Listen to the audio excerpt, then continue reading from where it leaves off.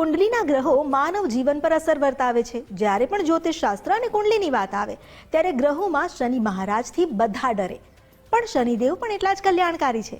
કેટલીય વાર તેમની પનોતી પ્રગતિકારક બની રહે છે. શરત માત્ર એટલી જ છે કે સારા કર્મ કરવા, કારણ કે તે ન્યાયાધીશ છે. કર્મ પ્રમાણે જ ફળ આપશે. આવો આજે આપણે એ જાણીએ કે કેવી રીતે શનિદેવ અપાવશે ગુડલક, જણાવી રહ્યા છે એસ્ટ્રોલોજર મોનાલી સોની.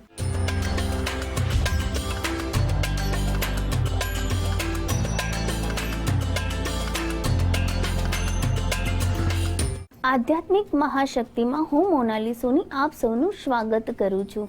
વાત કરીશું શનિ ગ્રહ વિશે, શનિદેવ વિશે. શનિદેવનું જ્યારે નામ આવે છે ત્યારે દરેક વ્યક્તિ ડરી જાય છે. ક્યાંક શનિની પનોતી, શનિની સાડાસાતીના લીધે ક્યાંક જીવનમાં કોઈ તકલીફ ઉત્પન્ન ન થાય તેનો ડર માનવને હંમેશા સતાવતો રહે છે.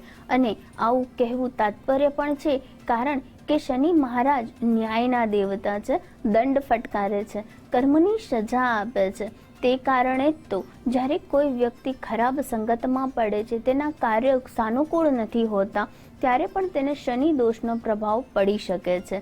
શનિ કર્મનું ફળ આપે છે, એટલે કે વ્યક્તિના કુંડળીમાં શુભ અને અશુભ ફળ શનિદેવ જ નક્કી કરે છે. વ્યક્તિ જો પોતાના કાર્યોને જેમ કે દાન, પુણ્ય, ધાર્મિક પ્રવૃત્તિમાં જો પોતાનું જીવન ખર્ચ કરે છે તો ચોક્કસ શનિદેવ તેના કર્મના ખૂબ જ સારા પરિણામો આપે છે અને વ્યક્તિને માલામાલ પણ કરી શકે છે. પુરાણો અને પ્રાચીન દંતકથાઓ પ્રમાણે શનિ ગ્રહ વિશે જે ઉલ્લેખ છે તેના વિશે જાણવાથી આપણને ચોક્કસ ખ્યાલ આવે કે કેમ આપણને શનિ દંડ પ્રિય છે અને કેમ શનિની દ્રષ્ટિ જ્યારે વ્યક્તિના જીવન પર પડે છે ત્યારે વ્યક્તિને ખૂબ જ અશુભ પરિણામો અને તકલીફોનો સામનો કરવો પડે છે. એવું કહેવાય છે કે રાંદે માતા જ્યારે સૂર્યદેવ અને એમના તેજથી એકદમ ડરી ગયા ત્યારે તેમણે તેમની બહેન છાયાને સૂર્યદેવ પાસે મોકલ્યા અને આ છાયા અને આ સૂર્યદેવથી જે તેમને પુત્ર ઉત્પન્ન થયો તે છે શનિ મહારાજ. સૂર્યદેવે જ્યારે પોતાના પુત્રને જોયું ત્યારે તેઓ એકદમ આશ્ચર્યચકિત થઈ ગયા. તેઓ ગુસ્સાથી લાલ ચોળ થઈ ગયા. તેમને એમ થયું કે હું આટલો તેજસ્વીવાન, હું આટલો ઉર્જાથી ભરેલો પ્રકાશમય છું અને તેમનો પુત્ર આટલો અંધકારમય કેમ છે? જે આ ભાવના જાગી તે શનિદેવને યુગો યુગો સુધી પ્રતાડિત કર્યું છે. કારણ એવું કહેવામાં આવે છે કે પોતાના પિતાનો પ્રેમ મેળવવા માટે અને તેમને એક પુત્રનો દરજ્જો મળે તે માટે શનિદેવે યુગો યુગો સુધી કષ્ટ વેઠવું પડ્યું છે. તેઓ અસહ્ય વેદનામાં ડૂબી ગયા હતા અને ઘણો જીવનનો લાંબો સમય તેમણે આ જ રીતે પોતાના પિતાનો પ્રેમ મેળવવા માટે અથાગ પ્રયત્ન કરવા પડ્યા છે. એટલે તો કહેવાય છે કે જ્યારે શનિ મહારાજ તમને શુભ પરિણામો નથી આપતા ત્યારે તમને તમારા પિતા સાથે અનબન થઈ શકે છે અને સમાજમાં પણ માન વ્યવહાર અને પદ પ્રતિષ્ઠા તમને નથી મળતી. આગળ જતા જ્યારે આવા અંધકારમય અને ખૂબ જ દુઃખ સાથે શનિદેવ જ્યારે વ્યતીત કરતા હતા તે ભાવનાને કારણે જ્યારે તેમના લગ્ન થયા ત્યારે તેમણે તેમના પત્નીને સામે પણ ના જોયું અને પત્ની પણ ખૂબ જ દુઃખી થઈ. પત્નીએ દુઃખ થવાની સાથે સાથે શનિદેવને શ્રાપ આપ્યો કે હે શનિદેવ, તમે નજર ઉઠાવીને મારી સામે નથી જોતા, એટલે આજથી તમારી દ્રષ્ટિ જે પણ વ્યક્તિના જીવન ઉપર પડશે તે વ્યક્તિના જીવનનો નાશ થશે અને તે વ્યક્તિને ખૂબ જ તકલીફોનો સામનો કરવો પડશે. આટલી વાતથી ન અટકતા આગળ જતા શનિદેવની દ્રષ્ટિ જે પણ ગ્રહ ઉપર પડે છે તે આપણે કહી શકાય કે વ્યક્તિના જીવનનો તે સમય ખૂબ જ મુશ્કેલી ભર્યો વ્યક્તિને સામનો કરવો પડે છે. શનિદેવનો પ્રકોપ તે વ્યક્તિના જીવન ઉપર આવી ચડે છે. તેના કારણે શનિદેવ વધારે અને વધારે ઉદાસ રહેવા લાગ્યા અને વધારે જે શનિદેવ એકલા રહેવા લાગ્યા. એવું પણ કહેવાય છે કે શનિદેવ એક આપણું જ્યારે વ્યક્તિની એક ઉંમર થઈ જાય છે અને જ્યારે વૃદ્ધાવસ્થા આવે છે ત્યારે પણ એ શનિદેવના લીધે જ વ્યક્તિના બીમારીઓની તકલીફો વધી જાય છે. વ્યક્તિ ચાલી નથી શકતો, અલગ અલગ પ્રકારના તેને સ્વાસ્થ્ય સંબંધિત તકલીફો તેના જીવનમાં ઉત્પન્ન થાય છે. ક્યારેક વ્યક્તિ એકલવાયુ જીવન જીવવા પણ મજબૂર બની જાય છે. તેવા પ્રકારની તકલીફો વ્યક્તિને શનિ રિલેટેડ જ આવે છે. આ બધી વસ્તુની જાણ થતાં જ્યારે ભગવાન ગણેશજીના જન્મોત્સવ વખતે માતા પાર્વતીજીએ અને શિવજીએ શનિદેવને આમંત્રણ આપ્યું કે હે શનિ મહારાજ, તમે અમારા પ્રસંગમાં આવો. ત્યારે શનિ મહારાજે એવું કીધું કે હે પાર્વતી માતા, મારા જીવનમાં ખૂબ જ દુઃખ છે અને જો હું તમારા પ્રસંગમાં આવીશ અને મારી દ્રષ્ટિ જો કોઈની ઉપર પડશે તો તેમને દુઃખ વેઠવું પડશે. તેથી તે તેમના આમંત્રણનો અસ્વીકાર કરે છે. ત્યારે શિવજી અને પાર્વતીજીએ કીધું કે હે શનિ મહારાજ, અમારો પુત્ર ગણેશજી છે, અમે તો શિવ પાર્વતીજી છે. અને શનિદેવ પાર્વતીજીના નિમંત્રણને સ્વીકાર કરીને પાર્વતીજી માતાને ત્યાં જાય છે અને જેવી તેમની દ્રષ્ટિ ગણેશજી ઉપર પડે છે, થોડાક દિવસમાં ગણેશજીને પણ તેમનું સર જે છે ધડથી અલગ કરી આપવામાં આવે છે અને શિવજીનો પ્રકોપ તેમના ઉપર ઉતરી આવે છે. આ કારણે પાર્વતીજી માતા પણ ખૂબ જ ગુસ્સો થઈ ગયા અને તેમણે ફરીથી શનિને શ્રાપ આપ્યો કે હે શનિ, તારી દ્રષ્ટિના કારણે તેમના પુત્ર સાથે અયોગ્ય થયું, તેના કારણે હું તને શ્રાપ આપું છું કે હવે તું અપંગ પણ બની જઈશ.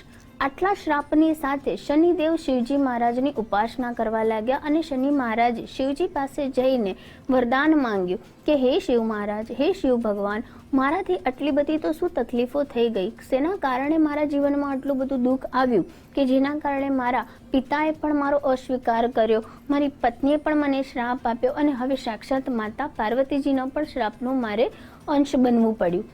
ત્યારે શિવજીએ તેમને વરદાન રૂપે કહ્યું કે હે શનિ મહારાજ, તમારી કોઈ જ ભૂલ નથી થઈ. હું તમને આજે વરદાન આપું છું કે હવે ત્રણેય લોકના ન્યાય દેવતા તરીકે તમારી પૂજા કરવામાં આવશે અને સાથે સાથે કોઈ પણ વ્યક્તિના કર્મના રૂપે, ફળ રૂપે તમે જ તેમને દંડ ફટકારશો. વ્યક્તિના સારા કર્મ અને ખરાબ કર્મોની શુભ અને અશુભ દ્રષ્ટિ તમારી પૂજા અર્ચના કરવાથી શાંત થશે. એવા આશીર્વાદ આપવાથી આજે શનિદેવ કોઈ પણ વ્યક્તિને ખરાબ અને બુરા કાર્ય જ્યારે એ વ્યક્તિ કરે છે ત્યારે તેની ખરાબ દ્રષ્ટિ આપે છે અને ખૂબ જ સારા શુભ. તેથી કહેવાય છે કે ત્યારથી જ શનિદેવ વ્યક્તિની કુંડલીના શુભ અને અશુભ ગ્રહો પર વિશેષ પ્રકારના ફળ અર્પણ કરે છે. એવું પણ કહેવાય છે કે વ્યક્તિ જો કોઈ પણ ખરાબ સંગતિમાં છે, દારૂ, માંસ, મદિરાનું સેવન કરે છે, ખરાબ સંગતિમાં પડે છે અને ખૂબ જ દુષ્ટ કામો કરે છે તો શનિ મહારાજની પીડામાંથી તેમને પસાર થવું પડે છે. સાથે સાથે વ્યક્તિ દાન, ધર્મ, પુણ્ય સાથે જોડાયેલો છે અને સારા કર્મ કરે છે તો વ્યક્તિને ચોક્કસથી શનિદેવનો વિશેષ લાભ પ્રાપ્ત થાય છે. શનિદેવની ઉપાસના એટલે કે શનિનો જે કલર છે અંધકારમય કાળો કલર છે, એટલે બને તેટલી શનિવારના દિવસે તમે કાળા કલરની વસ્તુઓનું જો દાન કરશો તો ચોક્કસ શનિદેવ તમને તમારા પર પ્રસન્ન થશે. કાળી વસ્તુઓમાં પણ ખાસ કરીને તમારે કાળા તલ, કાળા અડદનું દાન તમારે શનિ મંદિરમાં શનિવારના દિવસે કરો છો તો પણ શનિદેવની વિશેષ કૃપા તમારા ઉપર થતી જોવા મળે છે. આગળ વાત કરીએ તો રાવણે જ્યારે શનિદેવને શનિના દુષ્ટ પ્રભાવોથી બચવા માટે બંધિત બનાવી દીધા હતા અને લંકા દહન વખતે હનુમાનજીએ જ્યારે શનિ મહારાજને મુક્ત કર્યા છે. તેથી એવું કહેવાય છે કે શનિની સાડાસાતીના સમયમાં અથવા તો શનિ વ્યક્તિને ખૂબ જ તકલીફોનો સામનો જ્યારે કરવો પડતો હોય અને શનિ મહારાજની કુદ્રષ્ટિ તેમના ઉપર પડતી હોય ત્યારે એવું કહેવાય કે હનુમાન ચાલીસાનો નિયમિતપણે પાઠ કરે છે, હનુમાનજીની ભક્તિ કરે છે તો વ્યક્તિને શનિ દોષમાં રાહત મળે છે, શનિ પીડામાંથી મુક્તિ મળે છે.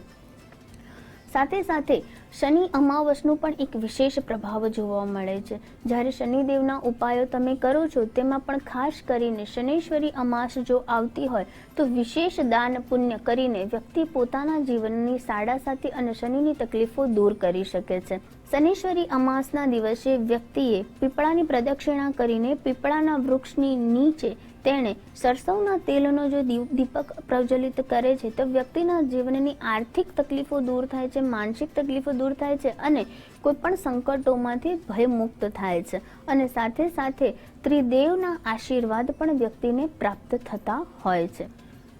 જ્યારે વ્યક્તિના જીવનને વારંવાર સંકટોનો સામનો કરવો પડે છે, તેના વ્યાપારમાં વૃદ્ધિ નથી થતી, વ્યાપારમાં કેટલાક નુકસાનો સહન કરવા પડે છે, દેવું વધી જાય છે અથવા તો આર્થિક તંગીનો સામનો કરવો પડે છે, તેની તબિયત